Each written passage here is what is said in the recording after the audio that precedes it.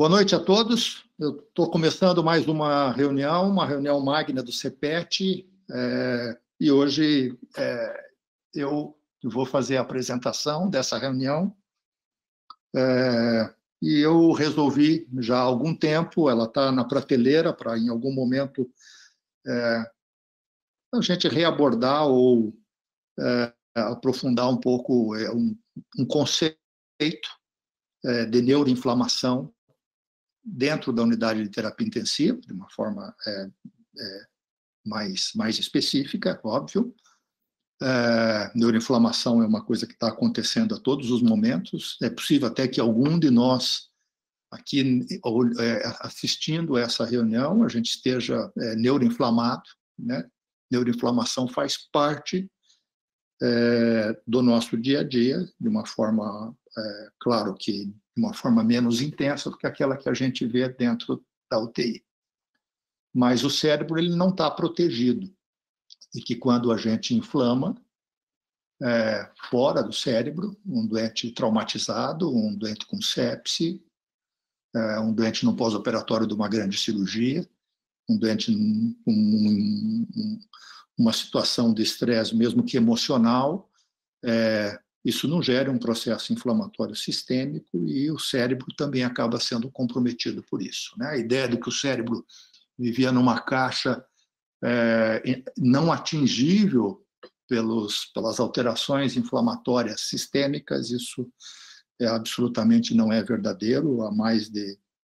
Já desde o final do século passado, isso tem sido conhecido, descrito, mas nos últimos 10 anos ganhou uma consistência muito forte. Okay? Ela não é uma reunião para poder aprender a fazer alguma coisa, mas que ela seja pelo menos assim, para poder sedimentar um conceito de que a gente fala pouco, observa muito, mas não tem sistematicamente a consciência de que isso esteja acontecendo. Assim sendo, então, o objetivo é falar um pouquinho de neuroinflamação e principalmente da encefalopatia associada à sepse, do delírio, das consequências que isso traz no curto prazo e no médio e no longo prazo para esses doentes. Muito bem. Esse é um slide já de 2018, né? Em 2020, há 2 anos atrás, a epidemiologia mostrava de que teria existido no ano 2020 aproximadamente 31 milhões de pessoas que desenvolveram sepse, né? Com aproximadamente aí 8, 9, quase 10 mil pessoas morrendo de sepse, uma morte a cada 3 segundos e meio, e uma coisa já bem conhecida, né? Que os sobreviventes, não só é uma doença que mata muito na fase aguda, mas que os sobreviventes encaram consequências que são perduráveis e que, de um modo geral, tem perda importante da cognição depois da alta dentro da unidade de terapia intensiva, e que nós não medimos, não percebemos isso com facilidade. Muito bem, como disfunção orgânica, acho que isso é bem conhecido. Quanto maior o score SOFA, maior a quantidade de disfunções orgânicas, maior a mortalidade. Tanto o SOFA medido nas primeiras 48 horas, quanto o SOFA máximo, né? Nós temos, inclusive, feito esse estudo com os doentes com Covid. Logo, a nossa corte com Covid vai demonstrar mais ou menos o que esse slide, com 30 mil pacientes atendidos num departamento de emergência nos Estados Unidos, apresentou. Então, acho que isso é muito bem conhecido. Mas quando a gente traz isso para quais disfunções orgânicas estão acontecendo e de que forma essas disfunções orgânicas elas impactam na sobrevida, esse slide é muito interessante, né? Então, são 30 mil pacientes com sepse, identificados ainda no serviço de emergência. E você tem aqui, olha, 56 fenótipos diferentes. Você tem o doente que só faz disfunção cardiovascular, tem o doente que faz disfunção cardiovascular e sistema nervoso central, você tem doentes que faz disfunção do sistema nervoso central e coagulopatia. Então, você tem vários fenótipos de disfunção orgânica. Mas, sim, 60% desses fenótipos têm o sistema nervoso central envolvido. Se vocês contarem aqui, ela é a disfunção orgânica mais frequentemente descrita no doente com sepse, né? E que impacto isso tem? Vamos olhar a mortalidade desses doentes. A mortalidade desses 30 mil pacientes foi de 9%, 10%, mortalidade hospitalar, então não é uma mortalidade muito grande, são doentes com sepse, não é só choque séptico, mas a mortalidade em um ano é de 30%, em 2 anos de 45%, em 3 anos de 60%. Esses doentes são morredouros. Podem, às vezes, não morrer dentro do hospital, mas eles morrem muito e muito rapidamente posteriormente. Claro que já são, muitos deles, doentes que têm alguma fragilidade. Mas quando a gente olha para a disfunção do sistema nervoso central, ela é aquela que, nos modelos de regressão logística, tem maior impacto na mortalidade. Maior do que a respiratória, coagulação, renal, cardiovascular, hepática. E quando eu faço uma análise da mortalidade em um ano, lembram que a mortalidade em um ano foi de 30%, aqueles pacientes que têm disfunção do sistema nervoso central, eles têm 6 pontos percentuais de mortalidade acima da média, ou seja, 36%, 37%. Hepático também aumenta um pouco. Os outros estão muito próximo da média, mas um pouco abaixo da média. Então, isso demonstra a importância do sistema nervoso central como órgão em disfunção e de como isso impacta negativamente na sobrevida dentro do hospital e nos meses subsequentes. E aqui eu lembro do SOFA. Nós estamos falando em disfunção do sistema nervoso central abordado numa métrica apenas medida pela escala de coma de Glasgow. Acho que a gente já discutiu isso outras vezes, discutimos há 2 semanas atrás, de que o sistema gastrointestinal não está aí, o delírio não está aí, né? Os atributos que a gente utiliza para as disfunções orgânicas são poucos, né? O sistema cardiovascular sofre muito mais do que isso que está aqui, o sistema respiratório também, o hepático, o renal, assim por diante. E o sistema nervoso central, que é aquilo que nós vamos ver a partir de agora, sofre de uma forma muito mais complexa do que só alteração da escala de Glasgow. Então, como é que a gente definiria o que é encefalopatia associada à sepse, né? EAS ou SAE do inglês? Ela é definida como uma disfunção cerebral difusa associada à sepse, devido a uma resposta desregulada do hospedeiro à infecção. Óbvio, segue o sepsis 3. E com ausência de infecção direta no sistema nervoso central. É uma disfunção. Se você tem uma disfunção cerebral difusa consequente a essa disfunção, essa resposta desregulada, você tem uma encefalopatia associada à sepse. A gente já vai ver como ela se manifesta. É preciso tomar cuidado. A encefalopatia associada à sepse é um diagnóstico de exclusão, embora possa estar associada a outras encefalopatias. Você pode ter encefalopatia metabólica mais sepse. Mas para poder ter certeza que aquilo é sepse, tem que afastar outras causas. Ou imaginar que essas outras causas não são graves o suficiente para causar aquele grau de disfunção neurológica que você está observando. Intoxicações, injúria cerebral estrutural, epilepsia, assim por diante. E ela pode ser dividida em fase aguda e crônica, essa encefalopatia. Esse é um modelo que tem sido utilizado, né, desde um estudo, um trabalho do Anani, de 2015, publicado no Lancet Respiratory Medicine, esse tem sido o modelo, ou seja,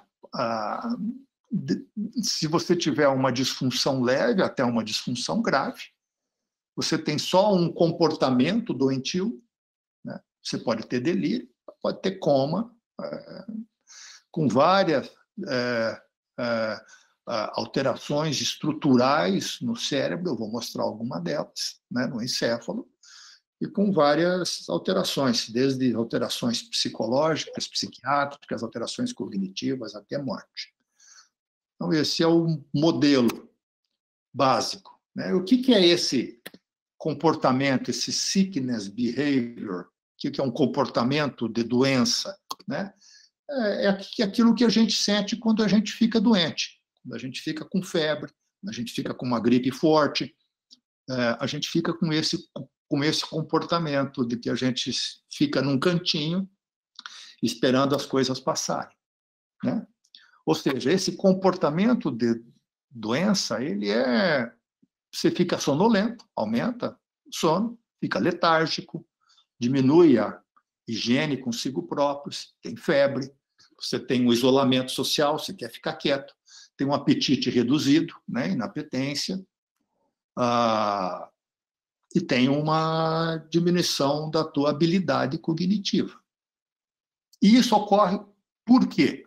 Ocorre por neuroinflamação, né? Então, o mecanismo básico que está levando a esse comportamento, que muito de nós tem, muito frequentemente, é o início de uma manifestação de uma neuroinflamação. Então, isso também dá um conceito mais amplo, fisiopatológico, de que quanto mais graves forem as alterações clínicas que nós observamos na prática, é porque esse cérebro também está mais neuroinflamado. Para entender um pouquinho essa neuroinflamação, é preciso entender essas células cerebrais. Basicamente, o encéfalo, o sistema nervoso central, tem 4 células. Tem os neurônios e tem as células da glia, né? Essas 3 células, os astrócitos, os oligodendrócitos e a micróglia. O astrócito é uma célula super importante, ela tem aqueles podócitos, ela faz parte da barreira hematoencefálica, né? Ele cuida das sinapses, né? O oligodendrócito é ele que produz, por exemplo, a bainha de mielina, né? E a micróglia, propriamente dita, é um macrófago do cérebro, e ele passeia pelo cérebro.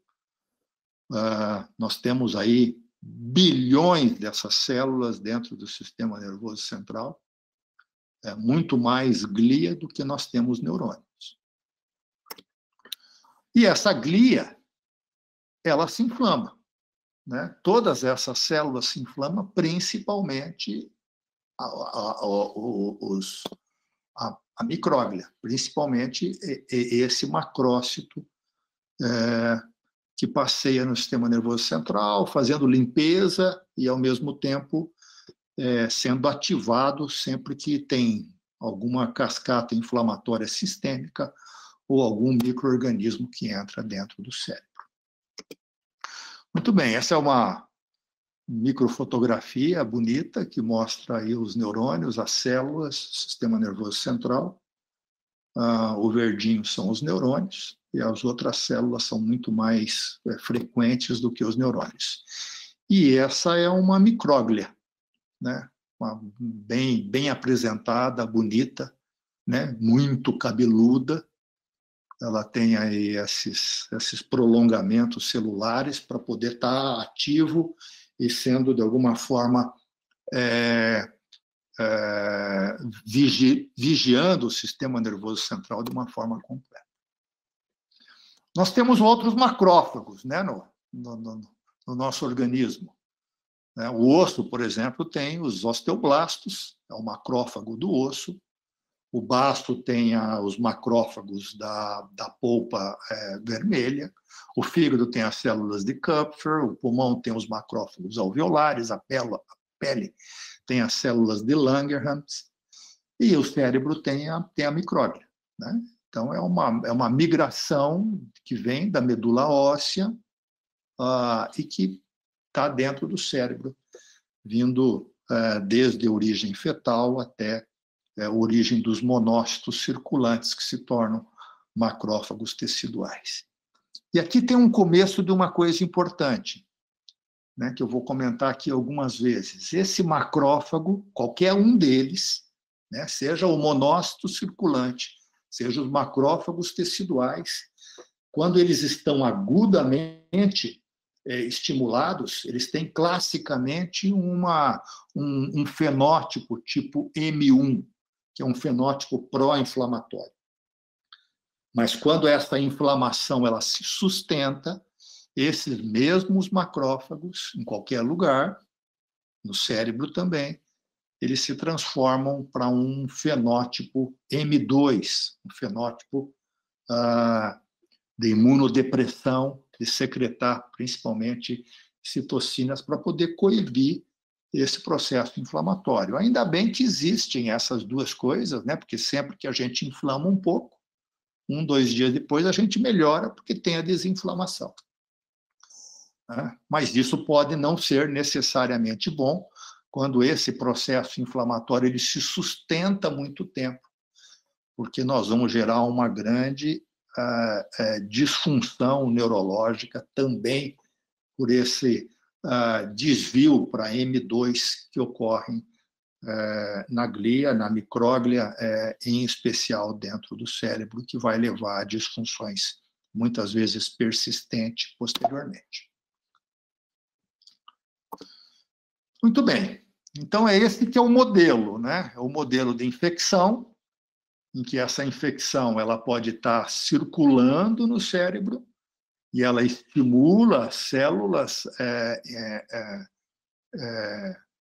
circulantes, e essas células circulantes vão estimular, vão ultrapassar essas citocinas, a barreira hematoencefálica, mesmo monócitos ou leucócitos circulantes, eles também ultrapassam essa barreira e causam inflamação no sistema nervoso central, levando a essas implicações desse comportamento de doença, que nós já descrevemos, depressão, delírio, alteração da memória, ansiedade, crises convulsivas, neuropatia, mielite, enfim, de uma forma geral, aquilo que vocês veem na prática clínica. Isso ainda é um modelo simplificado, né? Se vocês forem fazer eletroencefalograma desses doentes que desenvolvem neuroinflamação e encefalopatia relacionada à sepse, a gente vai perceber de que os doentes normais, quase todos eles têm achados eletroencefalográficos tidos como normais, um pouco de onda teta, um pouco de onda delta, mas nada de onda trifásica e nem de surto-supressão. À medida que o doente vai ficando com uma encefalopatia mais leve ou mais grave, vocês vejam que ele vai desenvolvendo mais ondas deltas, ondas trifásicas de surto-supressão, quanto mais grave for a encefalopatia que esses doentes desenvolvem, secundária à sepse.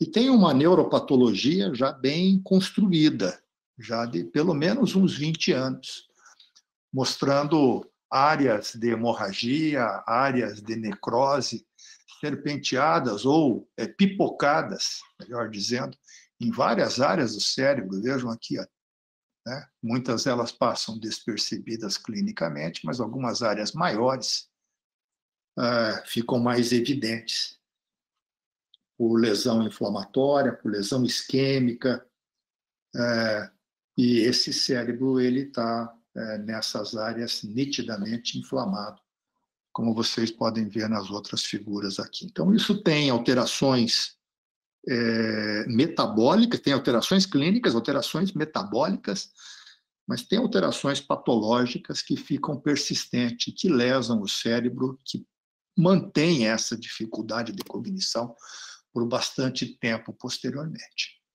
né? Aqui é uma outra forma de representar esse modelo de disfunção da barreira hematoencefálica, de lesão com diminuição da densidade das espículas neuronais, principalmente em todo o córtex cerebral, mas no hipocampo de uma forma especial, desregulação de neurotransmissor, astrogliose, áreas de gliose, ou seja, de amolecimento cerebral, e que acabam caracterizando de uma forma lesões hemorrágicas, lesões isquêmicas, pipocando em várias áreas do cérebro. Né? E isso se manifesta, de alguma forma, inicialmente com delírio, é a forma mais comum de manifestação dessa encefalopatia relacionada à sepse, e que pode, como eu vou demonstrar um pouquinho mais para frente, levar a uma demência rapidamente progressiva desses doentes, depois, quando eles recebem alta da unidade de terapia intensiva. Esse é um trabalho muito legal, com mais de 1.000 doentes, né? Publicado no Intensive Care, agora no ano passado, e que mostra que os pacientes com delírio na unidade de terapia intensiva, se você define o delírio como hipóxico, você pode definir o delírio como séptico, como provavelmente por droga sedativa, por metabólico, ou de uma forma inclassificada. Vamos nos basear aqui só com aquele delírio que você encara e acha que o delírio é séptico. Você tem aí aproximadamente 35, 1/3 dos doentes com sepse, desenvolvendo alguma forma de delírio. Né? Uma boa porcentagem deles só séptico. Séptico ou sedativo. Séptico, sedativo e por hipoxemia. Ou as 4 formas, com alterações metabólicas também. Então, daqueles doentes com sepse que desenvolvem delírio, eu diria que mais ou menos, um pouco menos da metade é só delírio. Né? Muitos têm sedativo, alterações hipóxicas juntos, como causa subjacente. Então, é bastante pleomórfico o que está acontecendo com esses doentes. De um modo geral, eles não são puros. Né? Um doente com delírio séptico, muito frequentemente, tem também um componente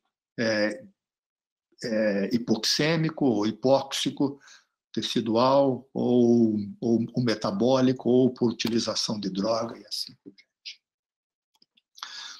Muito bem. Então, nós temos muito bem definido nessa neuroinflamação essas alterações agudas de delírio, de agitação, diminuição de concentração, mas também alterações de fase crônica.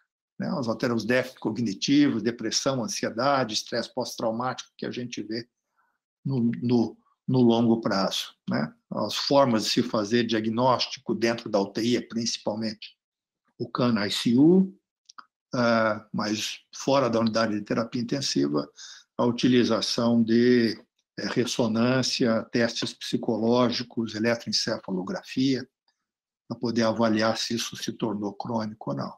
Os fatores de risco, o principal fator de risco, talvez o único assim comprovado de uma forma sistemática, mais do que drogas, etc., é o tempo que o doente ficou em delírio. Nitidamente, quanto mais tempo esse doente fica em delírio, mais alterações cognitivas e de fase crônica esse doente tem posteriormente. Então, aqui tem uma oportunidade terapêutica, né? Ou seja, identificar o delírio e tratar as causas de delírio, porque delírio significa que o cérebro está inflamado, diminuir, então, a atividade inflamatória, preserva a memória, preserva a cognição de médio e de longo prazo posteriormente. Né? Então, aqui tem no último lado desse parágrafo o desempenho cognitivo. Rapidamente ele cai na fase aguda, depois ele recupera um pouco, né? Muitas vezes ele não volta a ser como era o desempenho cognitivo pré-sepse, né? E muitas vezes esse doente perde cognição, eu vou mostrar aqui, relativamente rápido, quando comparado com pacientes que não tiveram sepse depois dessa fase aguda. Agora, pensando um pouquinho no longo prazo, das consequências desse delírio no longo prazo. Os mecanismos fisiopatológicos são os mesmos, né? Que nós já mostramos na fase aguda, mas é a persistência, principalmente, que leva a um declínio cognitivo depois, posteriormente. Na sepse, o Anani, que foi quem estudou muito corticoide nos doentes com droga vasativa, em lesão, o déficit de cortisol no doente com sepse, há uns 20 anos atrás. Nos últimos anos, ele tem basicamente se dedicado a avaliar a neuropatologia do doente com sepse. E essa é uma revisão muito, muito bonita. Muito bem, na verdade é ele que desenvolveu aquele conceito, né, do leve para o grave até a morte, apenas para poder mostrar que essas coisas elas podem se tornar crônicas posteriormente. E qual que é o modelo que explica isso? Então, o modelo é aquele modelo de que você tem uma fase pró-inflamatória com disfunções orgânicas, né? E esse estado pró-inflamatório, depois de alguns poucos dias, se você tiver um estado que não é complicado, você rapidamente se recupera, né? Essa recuperação é rápida. Mas, eventualmente, alguns doentes que não se recuperam rapidamente entram num estado catabólico, num estado de inflamação persistente, de progressiva imunossupressão. Então, esse estado catabólico é aquele doente que faz CIRS com um estado anti-inflamatório junto, né, chamado de CARS, lá atrás, né, na década de 90, um estado anti-inflamatório compensado.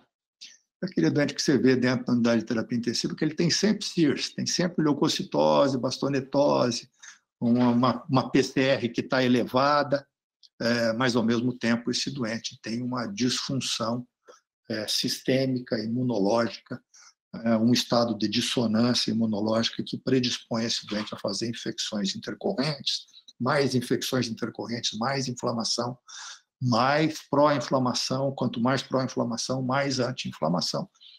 E esse doente vai desenvolver, quando se ele se recuperar, uma doença crítica crônica e depois PICS, se ele tiver alta, ou seja, uma síndrome pós-unidade de terapia intensiva, em grande parte relacionado com distúrbios metabólicos, com distúrbios musculares, com distúrbios respiratórios crônicos, com distúrbios de polineuropatia crônica, mas, essencialmente, aquilo que mais chama atenção, junto com a fraqueza muscular, são as alterações cognitivas, estresse pós-traumático, depressão, que caracterizam a síndrome pós-unidade de terapia intensiva. Então, o modelo é esse que está aqui, né, nessa roda. Né? Você faz uma infecção na fase aguda, faz uma mielopoiese aumentada, essa mielopoiese aqui a gente vê com leucocitose, com bastonetose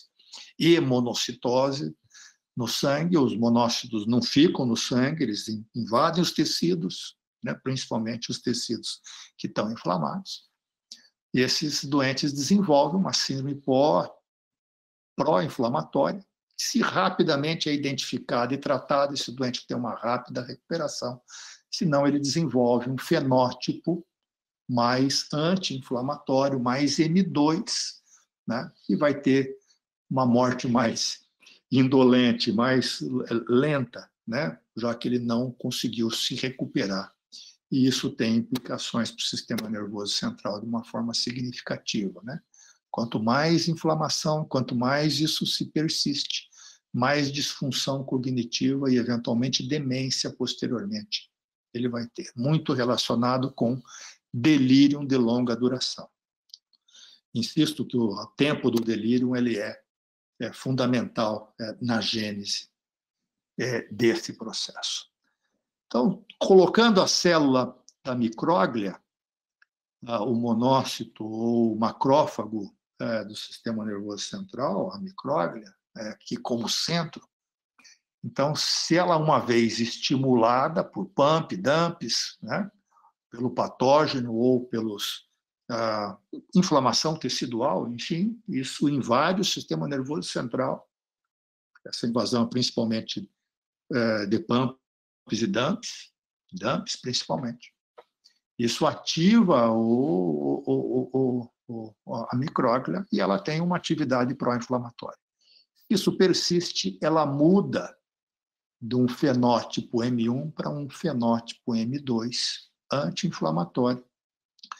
E essa figurinha também é muito legal, olha, né? Se você tem aqui uma ativação da micróglia, muito mais numa fase de doença, em que você tem M1 e M2 juntos, numa fase mais crônica você tem mais M2 do que tem M1, e se esse doente tem uma progressão da doença, ele tem M1, pode se recuperar.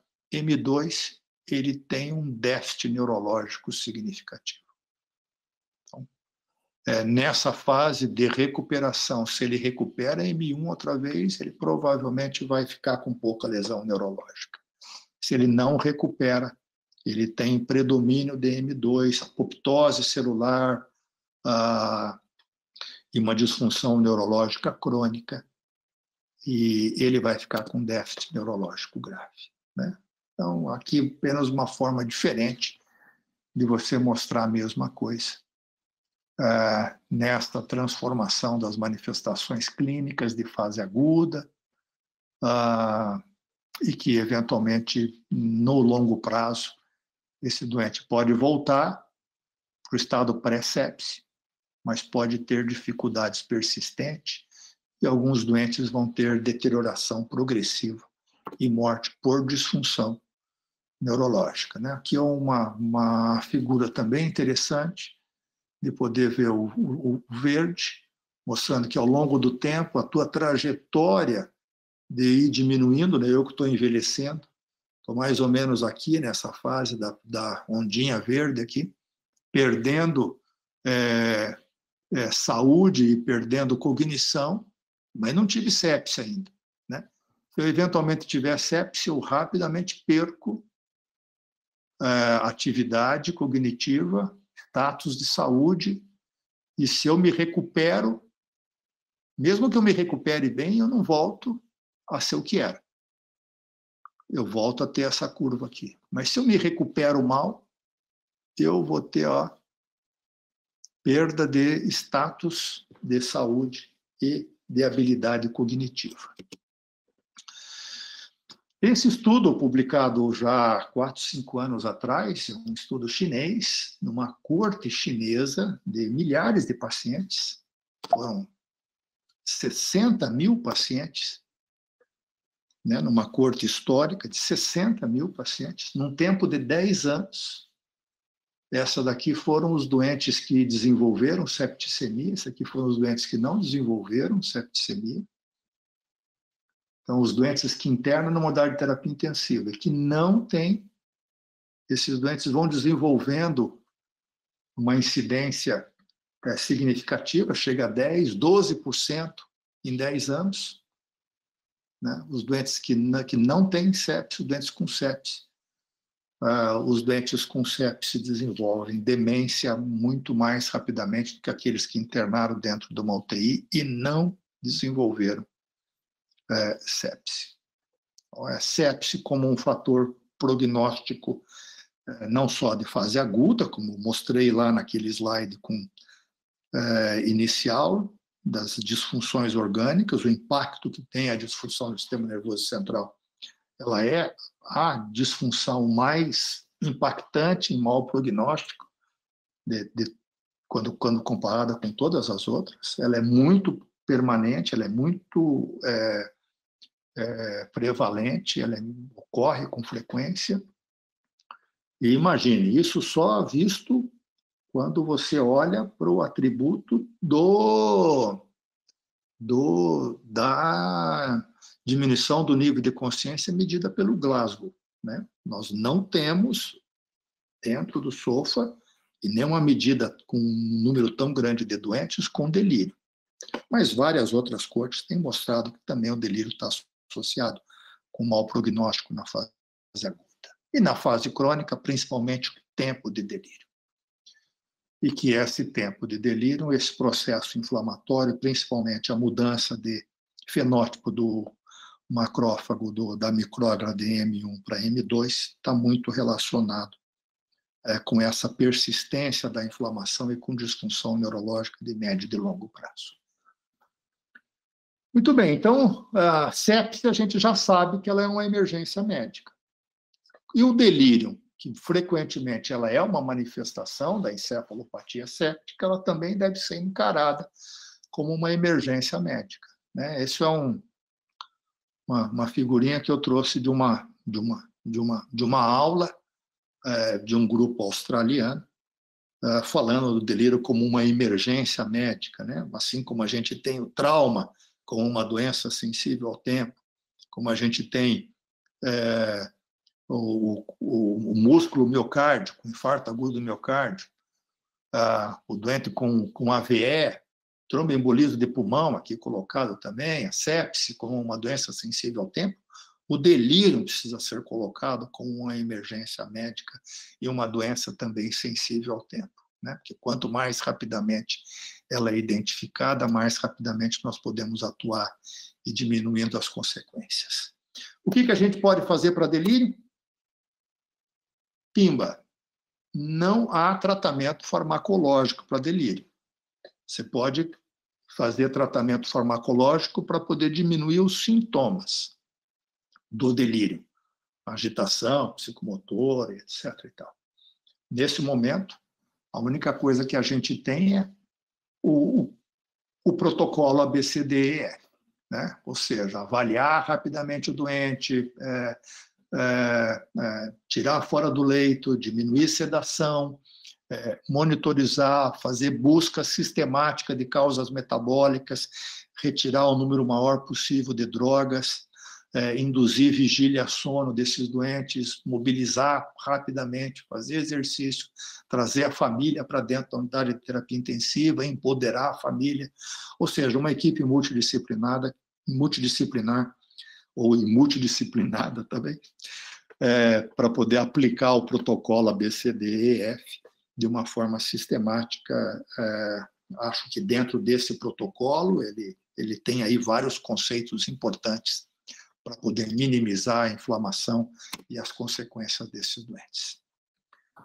Assim sendo, era isso que eu tinha para poder contar para vocês. Eu termino dizendo que o cérebro não é protegido da inflamação sistêmica, ele é parte integrante, de que os pacientes criticamente enfermos frequentemente têm neuroinflamação. Ela é uma disfunção orgânica que frequentemente existe e a gente tem dificuldade para poder fazer o diagnóstico. A neuroinflamação está fortemente associada com disfunção cerebral aguda e crônica. A encefalopatia associada com a sepsis é provavelmente a forma mais grave de neuroinflamação, né? E provavelmente a sepsis não precisa estar associada com infecção cerebral, né? Essa neuroinflamação toda que nós falamos, ela faz parte até da definição da encefalopatia associada à sepsis, porque a gente não tem infecção lá dentro.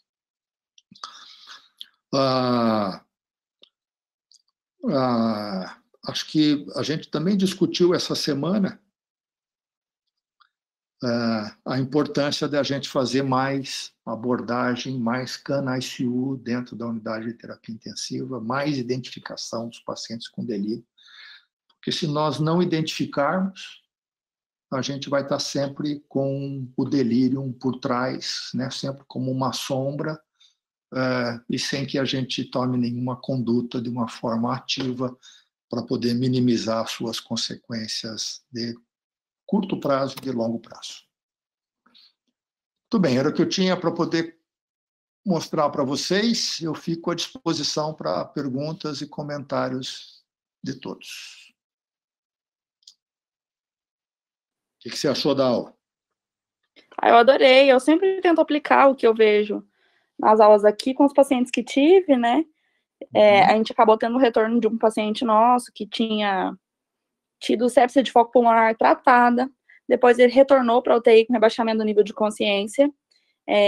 A suspeita é que ele tinha uma fibrose pulmonar prévia, que fosse o acometimento pulmonar novamente, né, algo do tipo, porque ele é um paciente que tinha uma sonda nasointeral, não tinha um problema de deglutição grave e estava tentando progredir. Então, talvez pensando numa broncoaspiração, né. Acabou que não aconteceu, cresceu na hemocultura, né, Staphylo epidermidis, então ele teve esse rebaixamento secundário a essa sepse, né, e acabou que ele veio a óbito, assim, mas ele teve uma perda global da força, acabamos fazendo TC de crânio também, como secundária a essa sepse, né, que na verdade era de corrente sanguínea. Então, pensei que talvez ele tivesse tido um evento, mas ele teve essa perda muscular, da força muscular, e era secundária esse processo da sepse. Achei bem interessante a aula. Provavelmente você descreveu um doente que se tornou crítico crônico e com todas as sequelas que esses doentes apresentam, entre elas a diminuição cognitiva e as sequelas neurológicas. Uhum. Muito bem. Oi, boa noite, doutor. Tudo bom? Tá me ouvindo? Tudo bem. Uhum. Você está muito com o pulmão na cabeça, mas queria algum comentário a respeito da aula? Então, doutor, estava pensando aqui com meus botões, né? Eu gosto bastante de aula, assim, que aborda bastante fisiopatologia, que a gente entende o porquê das coisas, manifestações que a gente tem na UTI, na prática clínica. E vendo ali que o paciente que está inflamado, seja por sepsis, seja por COVID, né?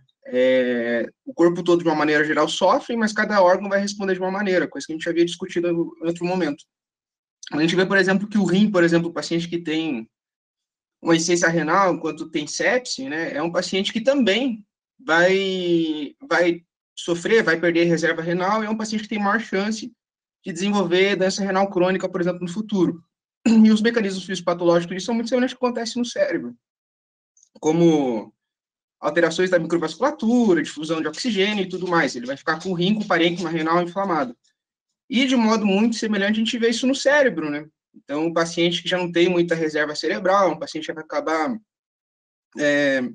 tendo mais propensão a sofrer demência, a ter outros episódios de delírio e tudo mais. Então, acho que dá para fazer uma analogia, né? E parar para pensar que outros órgãos vão sofrer da mesma maneira. É claro, se for um músculo, né, a gente tem como depois contornar um pouco isso de alguma forma, com hipertrofia, dieta e tudo mais. Já o cérebro, a gente não sabe muito bem como fazer isso. Então, só uma reflexão, né, mas é bem interessante.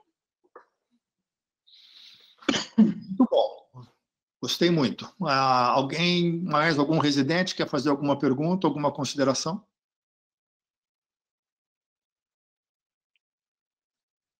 Então, queria ouvir um pouquinho. Carol, quero te ouvir, Caroline Rossi. Tudo bem? Oi, doutor, tudo bem? A mãe do cérebro. O que você tem visto? O que você tem estudado? Você está toda hora aí pensando no cérebro. Isso é um tema bastante atual, né? Excelente a tua aula, doutor, muito boa mesmo. A gente acaba deixando de discutir um pouco fisiopatologia, mas quando a gente discute isso, a gente vê o quanto é importante, o quanto agrega no nosso conhecimento para depois poder fazer esse raciocínio e extrapolar isso para outros pacientes em outros momentos. Acho que a gente tem que dar um crédito bem maior para o delírio, né? Aquele paciente que de repente estava bem, não tinha nada e começa a fazer delírio do nada. Não tem quem não acenda aquele alerta de ficar pensando o que está acontecendo com esse paciente, o que pode ser. Muito provavelmente você vai começar a procurar coisa nele, tem que descartar que esse paciente possa estar começando a ter um processo infeccioso. Como eu trabalho no hospital neurológico, né, há não muito tempo atrás, há pouquíssimos meses, a gente teve um quadro de um paciente que teve um rebaixamento de nível de consciência e fez todos os exames possíveis, tomografia, ressonância, fez tudo. E ninguém pensou em sepse. E o paciente estava em choque séptico, né, e rebaixado, então ele ficou 40 minutos dentro de uma ressonância, até que alguém depois pudesse ter pensado que fosse uma sepse. Então, foi uma falha de assistência nossa, né, até que esse paciente pudesse ser identificado e levado para a UTI. E aí, então, só depois de várias horas, é que ele chegou na UTI, foi aberto o protocolo de sepse, coletado culturas, começado antibiótico.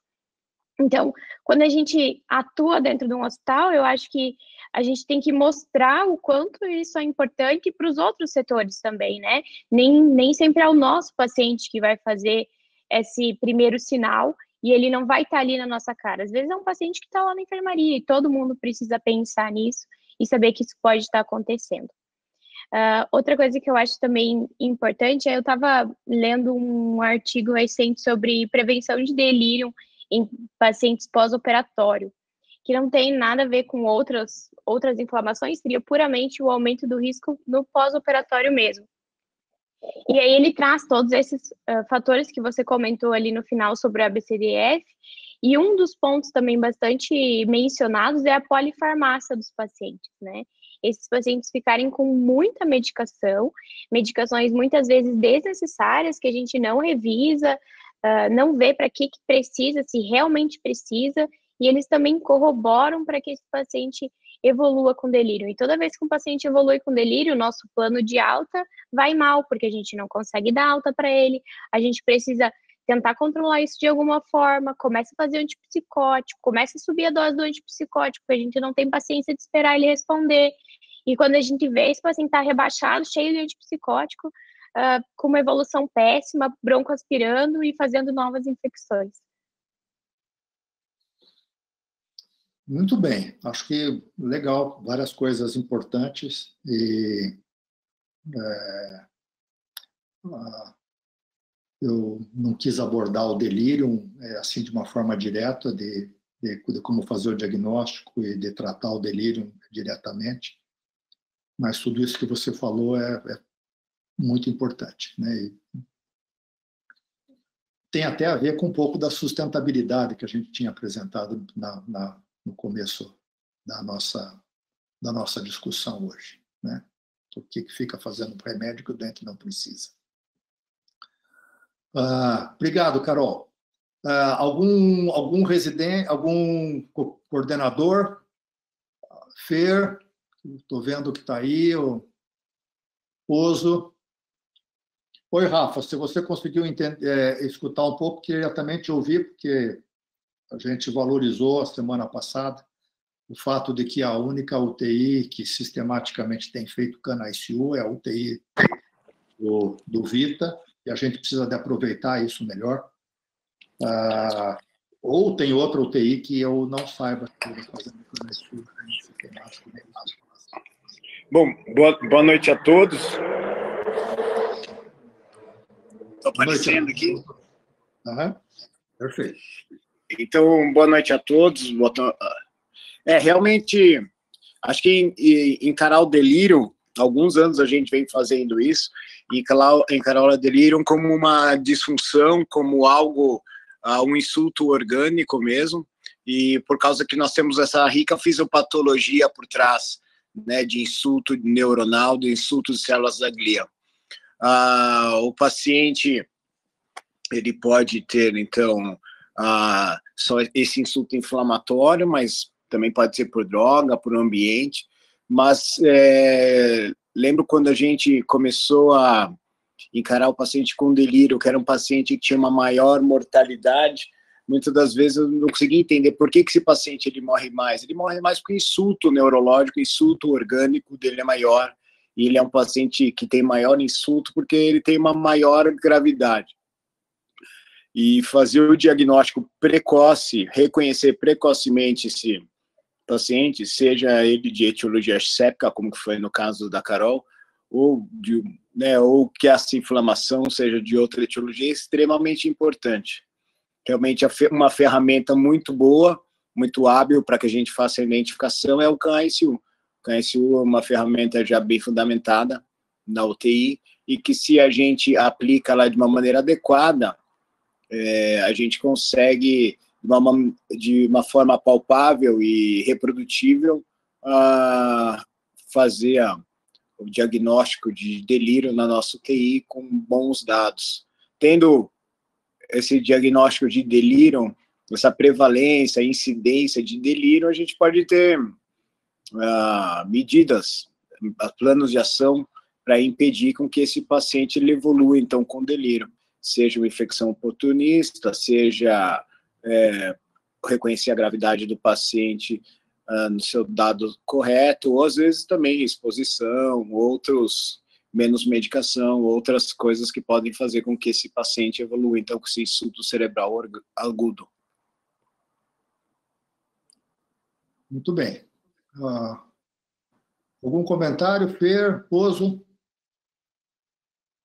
Doutor. Oi, doutor, boa noite. Pode falar, Fer.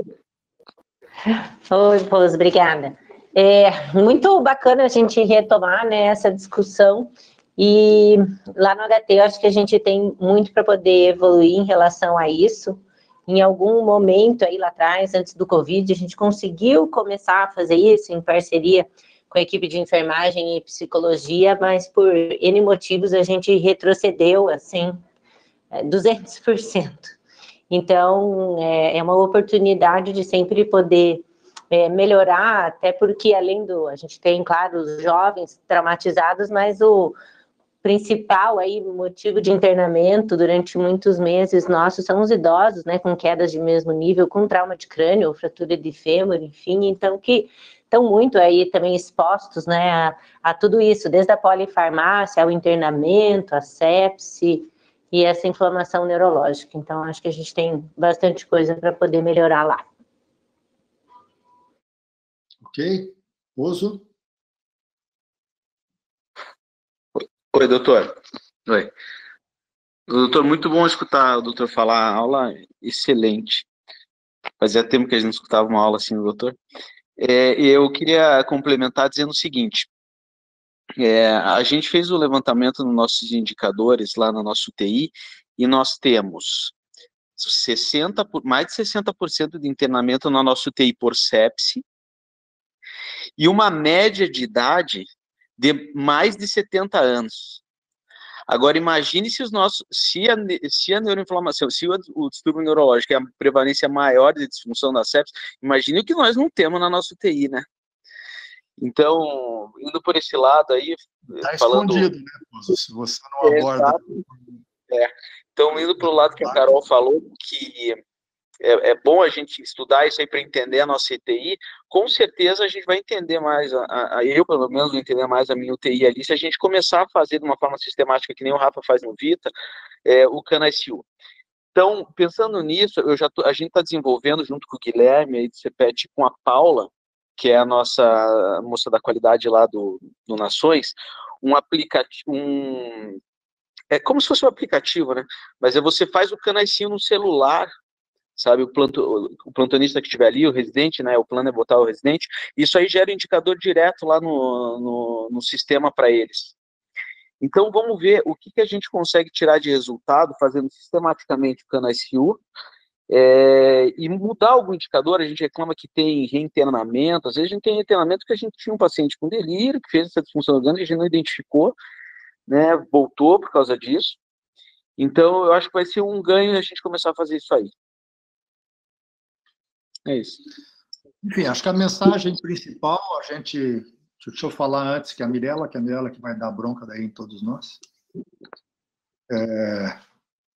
A mensagem principal era passar essa ideia que está muito consolidada e que neuroinflamação é muito comum, a maneira como ela se manifesta é através, principalmente, hipoativo, hiperativo, acho que isso tudo é bastante bem compreendido, e que disfunções neurológicas de médio e de longo prazo são extremamente comuns nesses doentes. E ela está relacionada com o tempo que esse doente fica em delírio. Então, identificar precocemente, tratar as coisas intercorrentes e buscar alterações metabólicas, diminuir a quantidade de drogas que esses doentes estão tomando, compensar rapidamente ou o mais rapidamente possível as infecções, evitar que esse doente tenha novas infecções, retirar do leito, deixar o doente acordar, vigília sono, trazer a família, essas coisas são as únicas coisas que a gente pode fazer e que muito provavelmente estamos subutilizando essas estratégias todas para poder diminuir a inflamação e diminuir as consequências de médio e de longo prazo para o doente. Mirela, teus comentários finais. Eu queria chamar a atenção também com relação à presença do delírio hipoativo, né, Álvaro?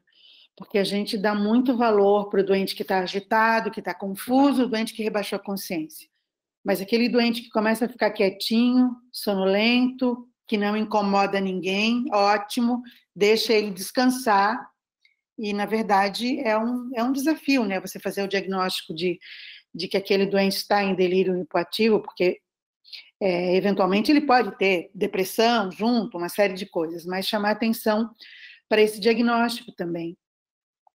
Bom, definitivamente, eu já falei isso numa aula anterior, acho que da Viviane, se tem duas coisas que a gente faz mal, é a avaliação de dor e a avaliação de delírio, né? E a gente não tem também uma sistematização de avaliação de dor e controle da dor dos doentes, dos nossos doentes. E a gente também não faz de maneira regular a avaliação de delírio. Que eu saiba, realmente só o Hospital Vita que tem esse histórico, né? E a gente já tem aí 2 aulas de 2 disfunções subvalorizadas, né, pelo nosso time, que é a gastrointestinal e agora de sistema nervoso central. A gente é muito propenso a valorizar a disfunção respiratória, óbvio, o doente vai para o ventilador e está com PIP alto e FO2 alto, ou o doente está subindo droga vasoativa, está com noradrenalina e vasopressina. São as nossas 2 principais disfunções que a gente acaba valorizando. E essas 2 últimas, elas são subdiagnosticadas e elas são subvalorizadas. Então, eu acho que tem aí uma grande oportunidade de melhoria, que é efetivamente todos os serviços estruturarem a sua avaliação de delírio. Mas também precisa de uma mudança de cultura, né? Cultura das UTIs, da equipe multi, né? Da valorização do que é um doente que está com agitação psicomotora e o impacto que isso tem na morbidade dele. Há um entendimento muito claro de que droga vasoativa alta e PIP alta, FO2 alta é prognóstico ruim. Mas a mudança de cultura de não simplesmente sedar aquele doente e a equipe multi entender que aquilo pode ser um sinal de gravidade, acho que também precisa ser feito, né? A sensibilização das equipes com relação à disfunção neurológica. Então, basicamente, era um chamado para que a gente possa começar a fazer isso de maneira sistematizada. Era isso. Muito legal. Acho que eu não queria me estender, porque o foco foi realmente fisiopatologia, mas queria lembrar que quando um doente estiver em delírio, nunca diga que a gente está tratando o delírio quando estiver fazendo dexmedetomidina, ou que a gente está tratando o delírio quando está fazendo aldol. Delírio não tem tratamento farmacológico. Nós estamos tratando um sintoma.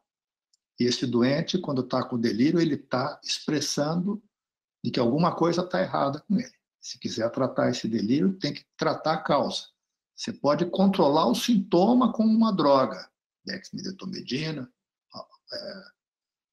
vários antipsicóticos que vocês cada vez mais utilizam dentro da UTI, Mas isso é para poder controlar sintoma do doente, não para poder controlar o delírio.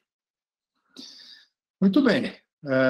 Eu gostei da apresentação, tomara que vocês tenham gostado também, e gostei muito da nossa primeira apresentação hoje de sustentabilidade. Acho que isso vai mudar um pouco a cabeça da gente. Muito obrigado, uma boa noite para vocês e até a próxima reunião nossa máquina. Tchau.